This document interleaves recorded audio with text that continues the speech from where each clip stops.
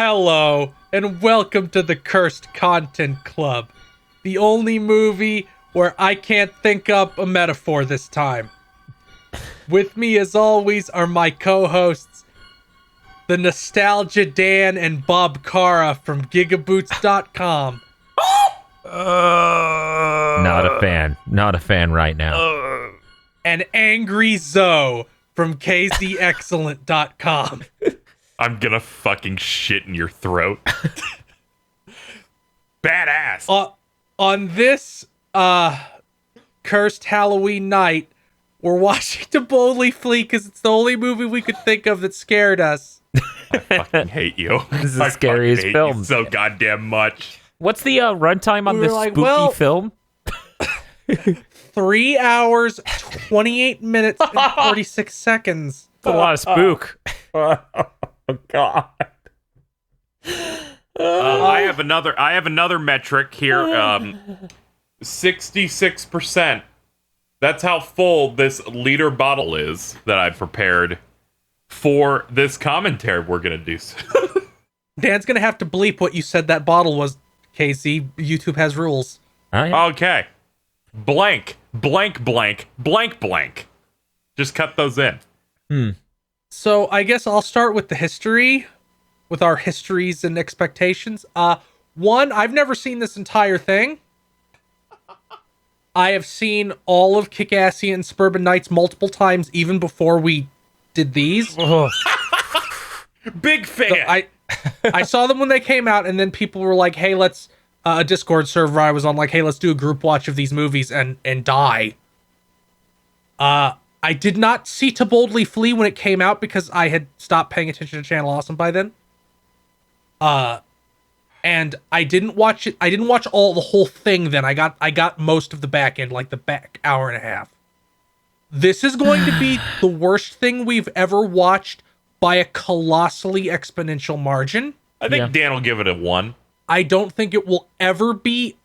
The worst thing I can think of other than this would have to be Control-Alt-Delete Season 2. And even if that somehow has a fuck you, KZ, has 150% of To Boldly Flee's power, it's still 40 minutes compared to 3.5 hours. Get chills. You could just... Bob, what are your expectations / history? I have watched these movies only for the sake of this channel. I have never engaged with nostalgia content outside of this channel other than maybe seeing one video like if someone else watched it. This is going to be the worst thing. This is going to be absolutely the worst thing we can watch. Like, it's 3.5 hours of this nonsense. I don't think the other ones even broke 2 hours. No. Oh, no, Suburban Nights is like 2:15. Jeez. That means another hour 15 here. This is the Tarantino of Channel Awesome films. This is the Tarantino cut Kill Bill into 2 movies. This is the Zack Snyder film of Channel Awesome movies. It's basically we're watching Wyatt Earp. We're watching the shit-tacular version of Wyatt Earp, yeah. See, Bob, the reason why this is going to be so miserable is it's like listening to someone on stage do a terrible stand-up routine, but then you notice that 20 other people are holding the stage up with their backs, crushing under his weight, praying this fucking terrible bit will end, and it doesn't for 3.5 hours. And every single bit is, what if I wasn't funny?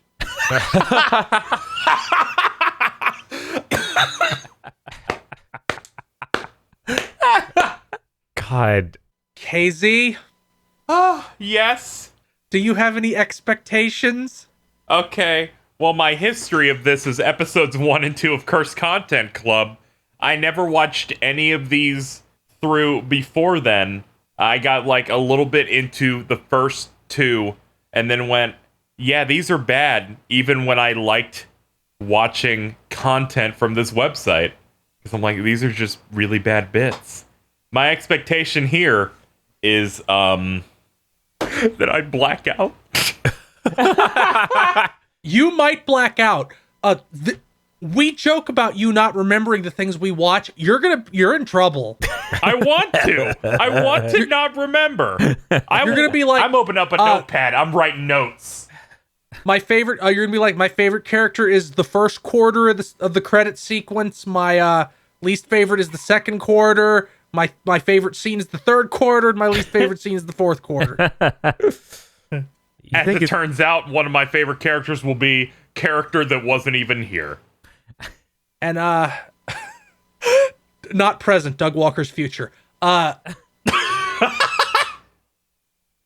Dan, did you lump in with Bob, or do you no? have separate I didn't get to express my history with Channel Awesome. Channel Awesome is the thing that multiple of my friends that are in fact in the GigaBoots extended cinematic universe, watched his content a lot back in the day and kept being like, he's really great. This channel's very funny. This website's good. And they watched it consistently. And eventually I checked it out and I'm like, yeah, no, this is all terrible. It's all so low quality. It's all so poorly written. He writes about 4 jokes per 30-minute episode and then just reuses them. And they usually aren't even good the first time, let alone the next 3.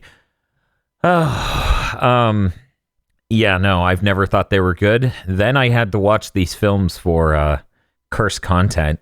I knew I wanted to see them for intellectual curiosity's sake at some point, which is part of why I pitched the series Cursed Content Club. But after watching the first one, I think I was fine. Then I watched the second one and I knew I didn't need to see the third. But here we are!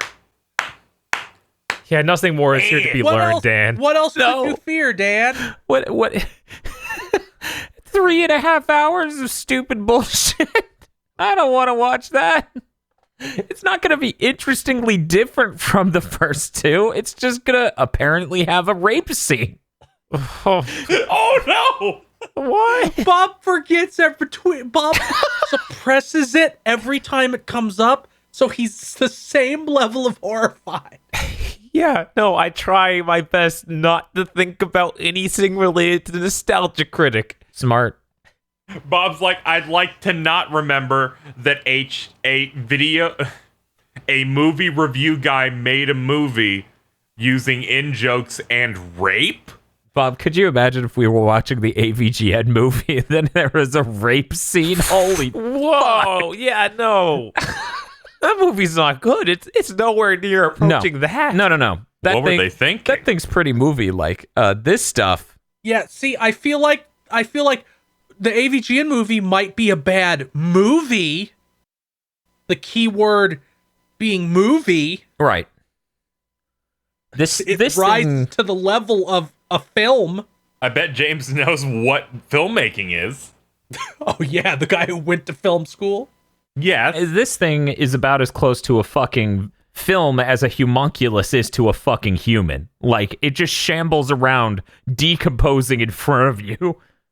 And if you would like to see it decompose in front of you, you can go to our Patreon at patreon.com/GBpodcasts. For $5 a month, you'll get the commentary we're about to do for this movie.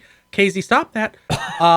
Extended armchair dev pitches, bonus shows, and more. That is patreon.com/GBpodcasts. You're going to want the commentary for this one just to see our mental states degrade. Yeah. No, you don't go into this alone. Don't watch it, you know? You can buy the commentary and just not even, you just listen to that. There are people who do that. And in this case, I will say they are the most valid they have ever been. Have us rambling in the background while you do anything else. Just have us sound like a bunch of people tripping on shrooms, screaming out random shit that doesn't apply to reality. I gotta spend the entirety of this commentary going, please have a sequence that makes me laugh like the spider CGI guy. Oh, there's so much horrible effects in this. You might be saved on that front. Oh, yay. Anyway, let's go. Give me a second to think up an appropriate thing to set us off with. Let's go end our movie with us retiring, but not telling anyone else who works for our site, and also phrase it like they're retiring. I think that covers it. I'm really glad this is our last curse content. Retiring from podcasting. Yeah, exactly. Yeah, it's unfortunate.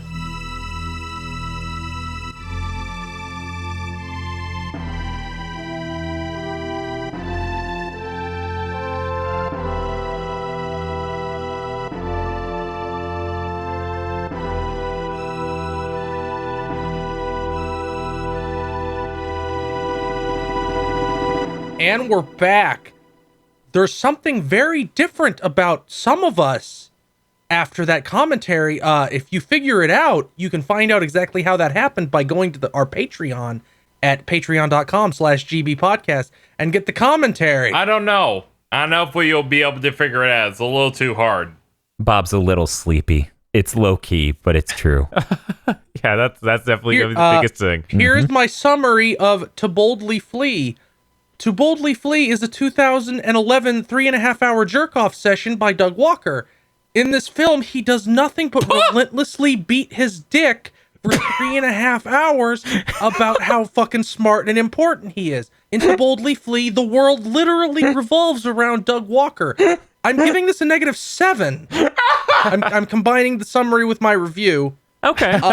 It was going to get a -5, and then Jesu Otaku cosplayed as Ed from Cowboy Bebop for half the movie, and every single time they spoke, I wanted to die. Cosplaying really undersells the transformation Jesu Otaku went through in order to portray that character relentlessly throughout that film. Dan, what's your review? I'm going to give this a -5. It went on way too long. Most of the shots look absolutely terrible, should never show up in a film. Individual shots should not show up in the film. Fully comprise the entire film. The plot line is terrible. The plot stops progressing about an hour in to just find more reasons to go on longer and longer and longer. It has twice as many characters as an ambitious film should write in. This thing is terrible. It's literally the bottom of the fucking barrel. It is so bad.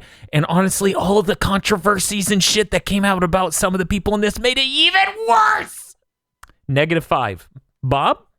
Yeah, we looked at the time halfway through the film. We just couldn't believe that we were only halfway through. And then to make it that possible, the film entirely stopped having things happen. Yeah. It literally just stopped in dead in its track for another hour and a half. Yeah, it just locked us in the fucking cellar. Just like, okay, no, you stay here now. Watching this film was like taking a stroll through Silent Hill.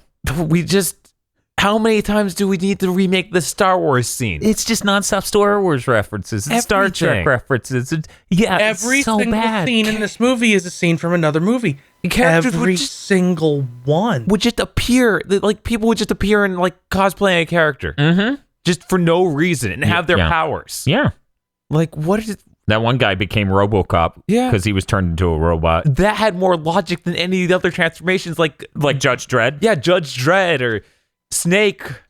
Judge Dredd has Major Kusanagi. All those. Like, why? Why did you put this in? It's fucking stupid. They're references. Yeah. Bob, what was your score? Yeah, I didn't get a score. I mean, you can if you can go to -7, then I guess it has to go there. I can't go like it's the worst thing. Like I can't imagine something worse. I mean, normally we go to -5, but You're right. He went a little extra. He did go extra. I guess I'll just stay at the -5. I can't. I will contain myself to our regular rating scale. Okay, that's very mature of you. Respectable, even. I'll put mine as -5, but nothing can ever be worse than this. Yeah, nothing else impossible. locks you this hard. And I didn't notice it until after Dan said it, and then I started realizing, like, none of these shots look like shots from a movie. Or like Not a single one. It's insane. Like guys, we did fucking YouTube video live action shit on a $600 camcorder in like 2007. I don't think most of our shots look this bad ever. Yeah, That's insane.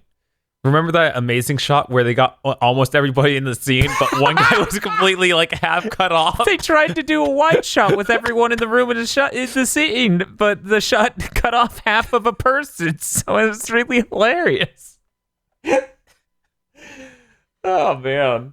KZ, now you may go. To Boldly Flee is a nightmare. It gets a -5 because I'm not alive.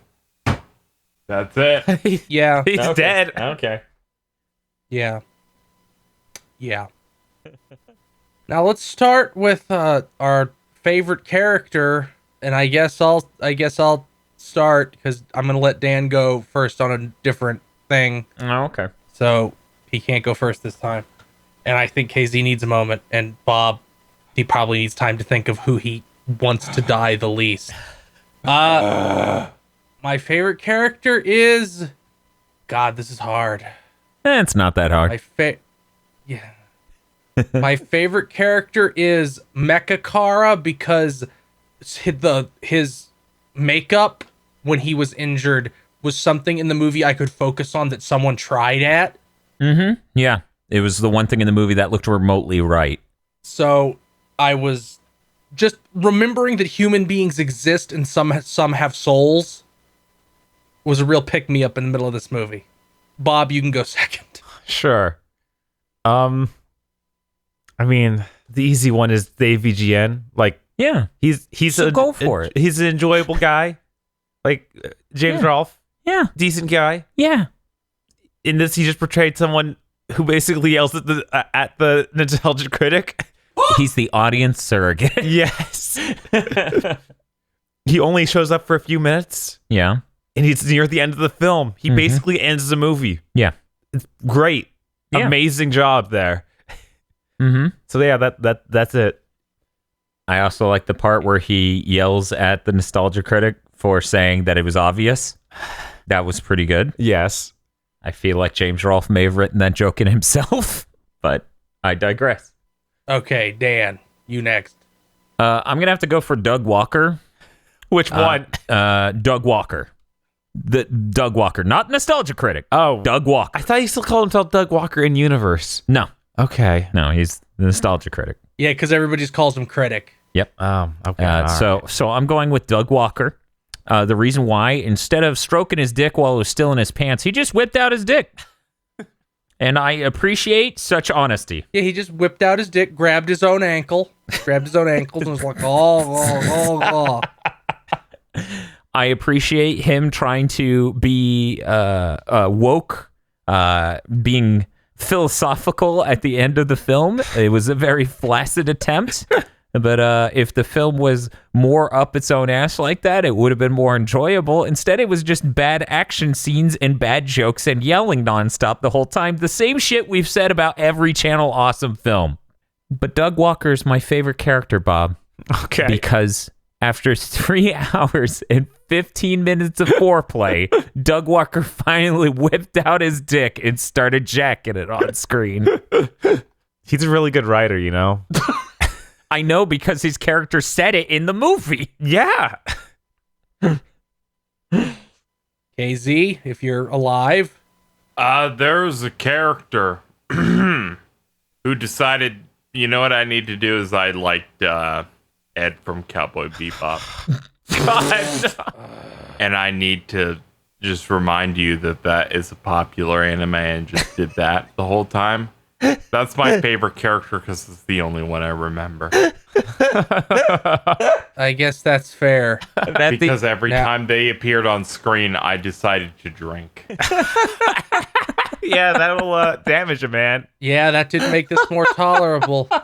And I need note to KZ in the future after we record this. Cut out the part where you vomited off mic. Oh my god! Don't worry, I marked that part. Oh damn! Did I not mute for that? I'm so sorry. I'm so sorry. Oh boy. Genuinely so sorry. Now, before anyone thinks that this had anything to do with anything we said, I merely stated what I would be doing for the film, and no one was pressured to do anything. So, Patreon.com/GB podcast. you're right. We'll make sure any spikes doesn't go to KZ drinking more. Don't worry, I don't ever buy alcohol. This shit's been old. It's never happening again. It's aged like wine. Fine cinnamon wine. Bob, you may start. Mario. Yeah! Bob, you may start us off with who you hate the most. Oh, right, we're doing that first. Okay. It's just like, fuck Dog Walker. Oh, God, they're all so bad. Mm-hmm. Bad. I think there's a pretty obvious winner who's mentioned recently. Yes. And I think three of us are fucking slapping our hands on the table trying to grab that one. I'll leave that one on the table. Oh, that's very It is noble of you. It's acid, but everything in this is acid. Let's just say Todd in the Shadows because of his awful love triangle. I guess this. Oh God! I feel like the worst ends of this fall on the nostalgia chick. Mm-hmm. Like, so maybe it's her, but I'll just give it to him because he's fully involved in all sides of it. Nostalgia Chick is really terrible. Nostalgia Chick has the song. Yeah. Oh yeah, she does. She has the every scene is her being really shallow and stupid. Yeah, it's really bad. She is. Yeah. She is the worst one for sure. Wow, you're gonna choose the character whose cathartic moment was seeing that a guy that she wanted was ugly. Yeah. Weird. I'm so shocked you came to this decision. She is the worst. Like what an affable character. Oh man. Yeah. This movie. Oh man. Dan, you can go second. Look, I too will leave that knife on the table because it would just be too easy. My least favorite character is the nostalgia critic. He was miserable. The duality of man. Yes. He was miserable to deal with. I don't think any of his lines were good. No great moments happened with him. He barely was a character in this movie. Like, yeah, isn't that weird? He barely did anything. He was gone most of it. He was stuck in action scenes because I think Doug Walker really wanted to play action hero. Like he had the Judge Dredd scene, which was 45 minutes long. Yeah, and awful. And then he had the space battle scene, which was 45 minutes long, where he's driving his car in space. Yeah. Well, he was too busy playing other important characters like Zod. Zod's where he really put his performance in. What even happened? I think Doug would really love him playing off himself. He'd probably say something unbelievably fucking self-centered and stupid in a commentary like, I really don't think I can play off anybody as perfectly as I can play off myself. And yeah. I mean, that dialogue at the end was so good, right? With him talking to Doug Walker, it was good. Shoot me. KZ, you get to go third if Bob's done. After some liquor, Mr. Field literally can't tell us apart, right? Oh wait, that was Dan. Fuck. Hi, it's me. You still said me, so you can't escape me. Me. Are you Agent Smith? My least favorite character is Lawrence Fishburne. Rob Walker. I'm sure he played someone in this. I don't remember, but he played Palpatine. Oh, okay. I'm assuming that he wrote like 60% of this because he seems like the kind of guy that was the writer. If you recall, the movie started with a concept written by Rob Walker. You're right. I do remember that. He made me drink, and I'm not alive, so I'm gonna write Rob Walker. He did. He did this. Okay, that was a very beautiful speech. Okay. My least favorite character is. I'm gonna take Dan's more shocked that he'll get a flack from me. That it actually will exist. This is accurate. It's genuinely hard for me to overstate how nightmarishly bad Jesu Otaku playing Ed from Cowboy Bebop is. I don't want to talk about it. That's why I made it my favorite character. Yeah. That's a character that... I think I can explain. Please try, Dan. Jesu Otaku is not playing a character in this. Jesu Otaku is literally playing every anime club to have ever existed as one human being. Every Waffle House on Earth. Full of bad anime opinions. Yeah, that's really the thing. It's like, you just every moment they're speaking as that character, like your soul is trapped in the anime club, and you're like, and like 5 seconds they're gonna start playing the fucking Haruhi ending song, and I'm gonna have to dance, and I'm just gonna blow my brains out.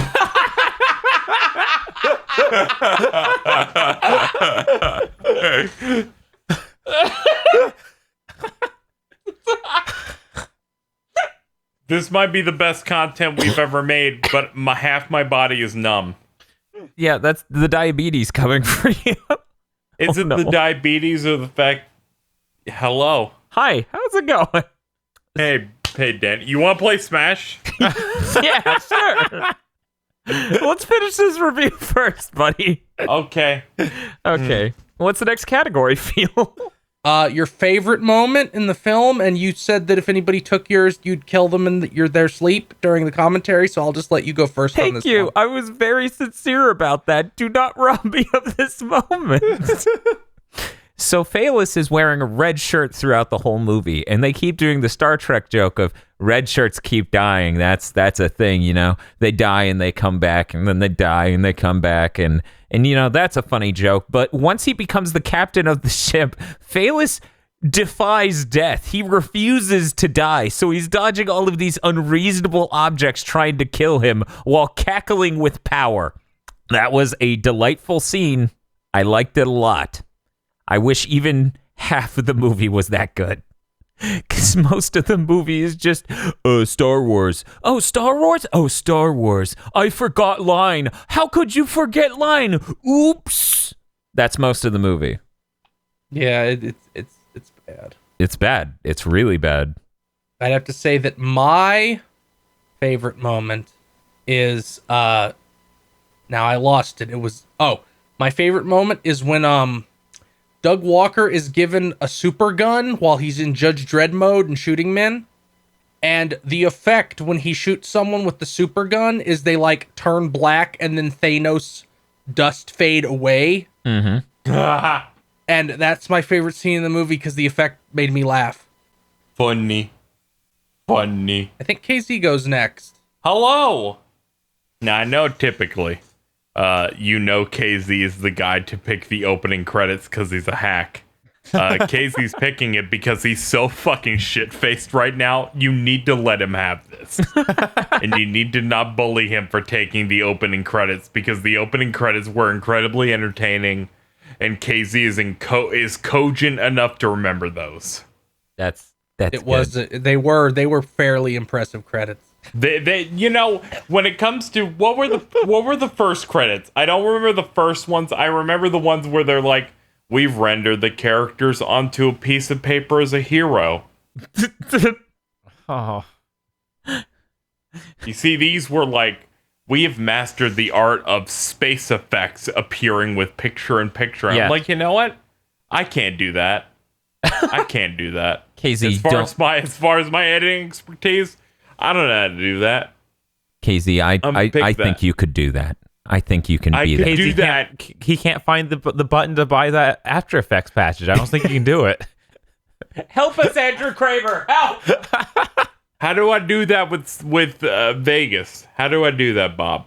Well, with Vegas, you don't want to do that. That requires a lot. Yeah, Bob, one time, this was a long time ago. I'm still going to punch him for doing this. Bob one time was like, we don't need After Effects to track that shot. I could do that in Vegas. It looked like shit. Yeah, no, it was bad. Hey, Vegas is a wonderful program. They keep charging me for it, so it's got to be good. Ugh. They're like, hey, you want to pay $250 for another version? I'm like, no, you just did that last year. And they're we like, got some stuff. but this time we have titles. And you're like, oh, I could use titles in my Let's Plays. What are you talking about? I use titles now. Oh. Yeah, he does. Oh, but they have color grading tools now. Oh, man. I'm going to give green an A. Is that what color grading is? I grade the green. Yes. Congrats. You're closer to the truth than whoever did the coloring on this film. Okay. All right. That's what my favorite scene is. Okay. Thank you. Thank you for sharing. Bob, Bob has not talked about. That's Yeah, true. Bob is next. All right. Well, there's the scene where movie suits being taken around by Rob Walker. Yeah, And that's true. And they're like, I don't pay anybody. And then he opens up a door and it's some chained up writer. It was astonishingly real, and I chuckled a little bit, but it was bad. But I think that was my favorite scene Okay. because it made me think at all. So what you're saying is you appreciate it when it reflects reality and speaks deeply. Yeah. Bold. Well, now it is time Eh. for our least favorite scene. Oh. And KZ, you have not gone first yet, so you may now go and say what scene you despise the most. All right, the scene I despise the most. Pass. You know what? Just this once, I'm gonna allow a pass. Okay, the pass. Don't come back to me. I'm not gonna have anything. So this pass is just for. Yeah, I know you're not gonna have anything. That temporary Okay, thank passes are allowed. Real passes are normally not allowed, but due to extenuating circumstances, this is allowed. So whose turn is it for real, Feel? Dan. Least favorite scene. Wow. That's great. That's like staring at a pack of bananas at the fucking grocery store, and you asked me to pick out the most average bunch of bananas, like the most average. What looks like all the rest? What's the perfect Charlie Brown of banana bunches at this grocery store? Not an exceptionally good or exceptionally bad one, because this film is nothing but bad scenes. So Yeah. it's fucking, I could say anything right now and it'd be good enough. I could be like the part where the car flies around in space. I could be like the part where the thing crashes into the other thing but doesn't light the fuse, but then the fuse is lit in seconds later and it looks terrible. It just burns down in chunks. I could say anything. Anything. Yeah, they're all up for vote. I'm going to go ahead and say the scene where Turl and Zod are talking about how the ship needs to be a home because you do your work from your home. And they transform the ship into literally just a normal house. Just so they could, shoot yet another part of this movie in a home, which definitely didn't confuse anyone watching it. Right, Bob? Yeah, no, it was very readable. I could tell exactly what was happening all the time in this movie. All these ships in outer space are just homes. That is my least favorite scene because it has the largest impact on the readability of the film, and it looks cheap and it's terrible, and that was awful. At least with Suburban Nights, their stupid concept involved them recording in places where they could move the camera more than not at all. Yeah. Hey, his house was a spaceship. And then the spaceship was a house. I wish I could beat on some other part of this movie, but the worst scene is the first scene where Jetsu Otaku turns into Ed because they get electrocuted and turn into Ed from Cowboy Bebop. My heart fucking turned black and collapsed down into my stomach. I was sober enough to see your heart die. It was like I saw it was like I stepped into the road, I saw the car coming, I can't fucking get out of the way. And you're like, I want this car to crush every bone in my body. No, it's like I don't want that, but I can't get out of the way in time. And then they spoke and were just that character, and it was like I got fucking hit by a car. And you would have no idea that it would just keep going. And you're like, it could be worse. I could be also dead. It got to the point where I had to start looking away when they were the focus of the scene. And they were the focus of 6 scenes? Too many. That was that character had Angry Joe doesn't get shit in this movie. He was sent to the cuck shed on this one. Yeah, it was shocking how little that he was gets. very bizarre. Given he's a somewhat high profile contributor on that site.